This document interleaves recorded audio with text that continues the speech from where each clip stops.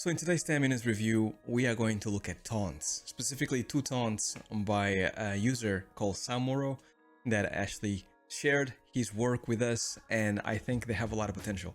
Taunts are something that is quite big in games. A lot of games have them, and I'm going to give you my 2 cents on why they're so important and also how to make them better. So let's do it. Alright, so welcome to another video. My name is Harvey Newman. I like to share my passion for animation here with all of you. We actually have some really cool animations by Sumobro. I really like the ideas, and this is why I picked these animations. So before I actually get started, let me just get my handy timer right here and set 10 minutes on the clock.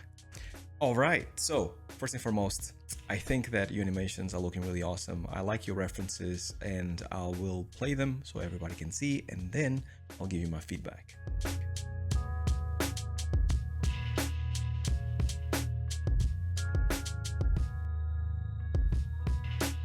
Alright, and the second version of the taunt is this one. Alright, so here's the thing. Good things, right? I feel like I need to actually have the context of this. I'm assuming that given the rig, this is basically just a test that you are doing for yourself on how to make taunts for a game, just like Fortnite, I assume. But do let me know in the comments, hit me up on Discord if you need to tell me a little bit more about this and what's the idea behind it. But this is what I'm going to assume for this review. Now, the very first one, I like the reference. I like what you're doing with the animation. Is really cool. The thing about taunts, and this goes for everybody, is that you are actually you want to create a reaction for the player that is looking at them, right? Either anger or happiness or whatever it is, right? So I think the idea that you have about, making them laugh is actually really nice, but you have to take into account the rig and the model and what the character is doing in order to get the most out of it. I think in this case here specifically, his two guns are massive and they are always in his hands. That is going to be a problem because the guns have weight and you need to sell that weight convincingly, right?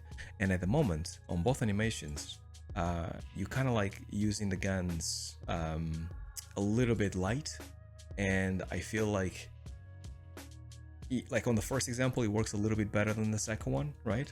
But I don't really get why he's actually using the gun to do this thing, right? So context is everything in a taunt. So I feel like if you actually were to not have the reference here, I would actually think that he would be looking at somebody and pointing at them as if he was going to shoot them, more than asking them to come over, right? So what you need to do is basically start to have a creative take on the guns, right?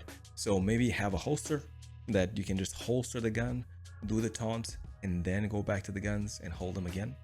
Because naturally, as humans, having a massive gun, especially in both hands, becomes very cumbersome, right?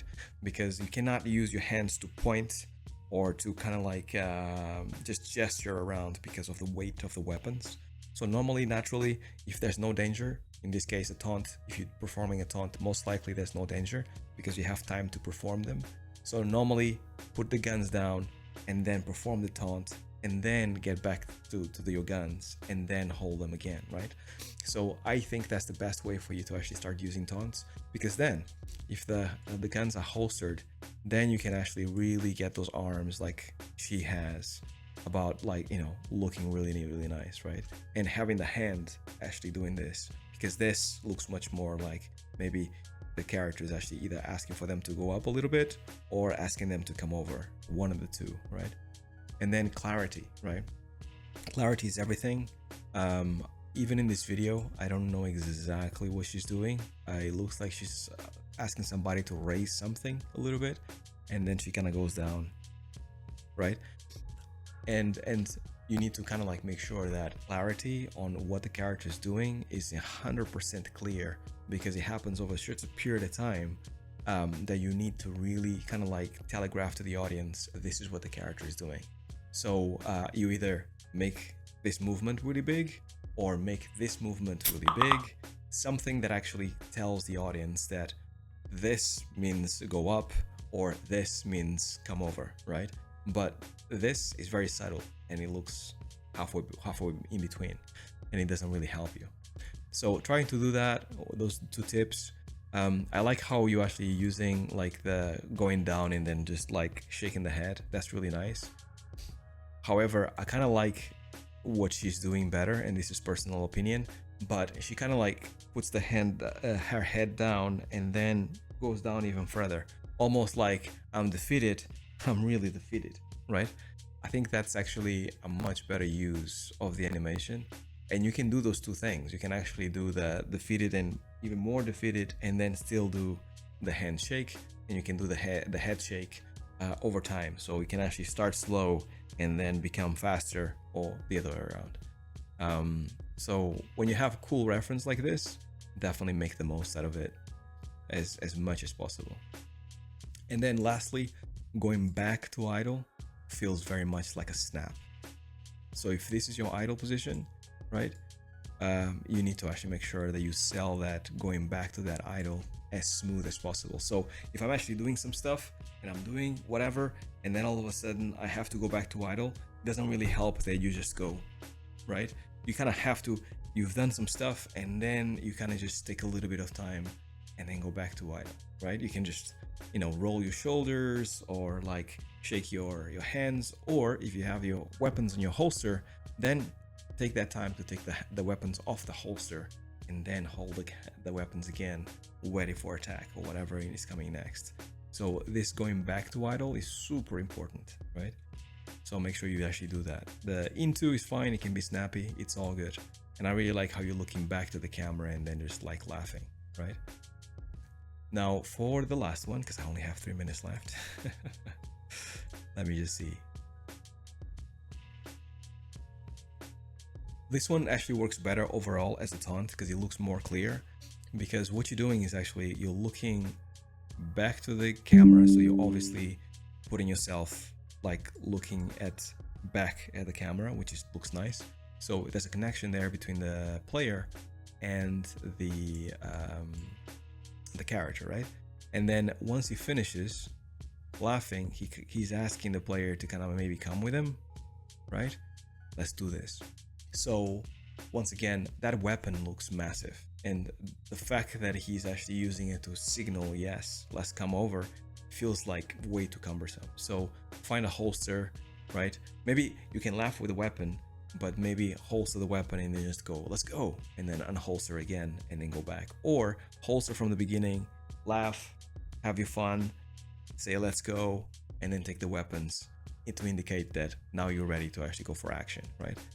So anything that actually helps would be great, because what's happening at the moment is that these guns feel very light and they are so massive that I assume that he would never be able, unless they're made of styrofoam, he will never be able to actually move the weapon so freely in their hands, right?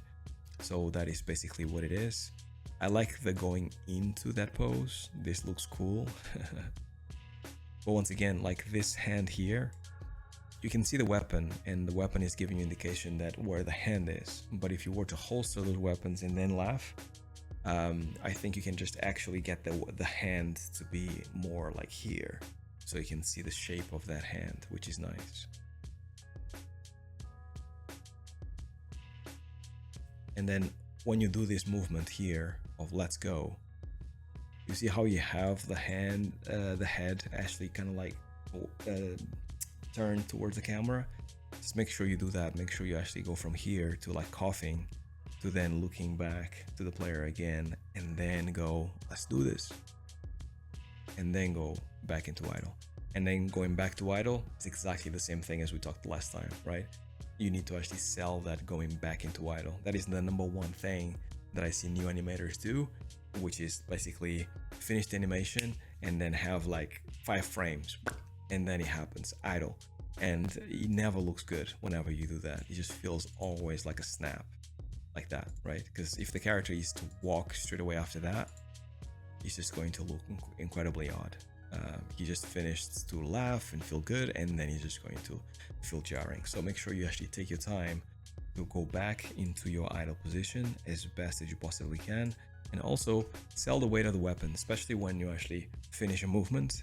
The weapons have a tendency to, like if you look at my arms, like if I actually just put them down, like the hands have a tendency to kind of like sway around, right? Especially if I have something heavy, let's say this, if I actually put it down like this, notice that arm has a tendency to kind of like just sway around, especially if I don't have any goal with this, if I don't have to shoot the weapon or anything like that. If I'm just holding it down and just having it down, then the hand have a tendency to sway more when I have an object in my hand, especially a heavy object. So keep that in mind as you are animating your stuff. And that's it. Perfect timing this time. I did not overrun. But that's it. Awesome work, man. I like your taunts. Taunts are always a lot of fun to do because you can take all kinds of references from all kinds of fun things, and 9 times out of 10 taunts are funny. So it's actually quite a lot of fun to actually have these guys to be done towards the end of the project, for example, because the more crazy you make them, the more broad you make them, the better it is, and the more fun the animators have, right? The best thing that you can do definitely with the taunt is like making sure that you grab solid reference so you can actually make the best taunt possible. This is why most of the Fortnite taunts or the Fortnite emotes, they are all based on reality, either dances or something that is actually went viral, because you can actually look at something and then replicate it in animation, add a little bit of pizzazz, and then when you play it, when you press that button, people automatically go, oh, that's the Carlton dance, right? So that actually feels really good. That's taunts, and you did a really good job. Before I go, I need to actually give a shout out to all my Patreons. Go and check out my Patreon page if you'd like to support this channel more, and join us on Discord, because if you like feedback like this, there's going to be way more, and you actually can submit your animations, and then I'll go through every single week and then pick a few, and then I do these videos for you guys. This 10 minutes is actually just a small sample of what I do on my animation mentorship. So if you don't know, I actually do mentorships as well, one-on-one, and it's much more longer than this, much more detailed than this. Go and check it out if you haven't so far. animation.harveynewman.com. And if you like some help, I'll be happy to help you. That's all I had for you guys. Until next week, stay well, stay safe. Peace.